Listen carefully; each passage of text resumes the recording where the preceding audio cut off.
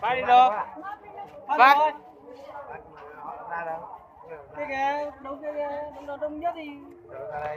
À.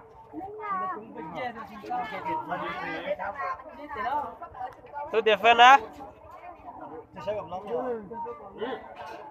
Để đi lót tay lên mà. Giờ có mua nhà xe mòn tôi liền rồi. Cái trường thì dễ là mà nó.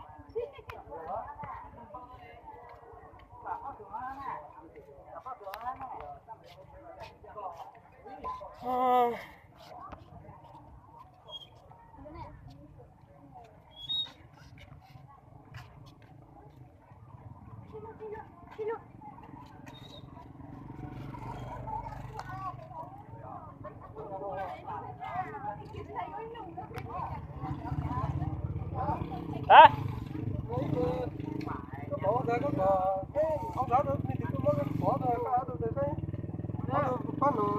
Mày đi hỏi luôn. Cửa kia này. Không, bên kia hết. Đi hỏi luôn, có thì lấy có thôi.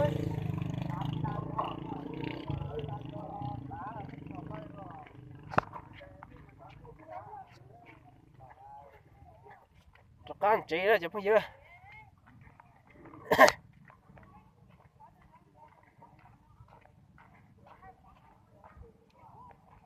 Xin lọc bấy ơi. Chúng thì tê.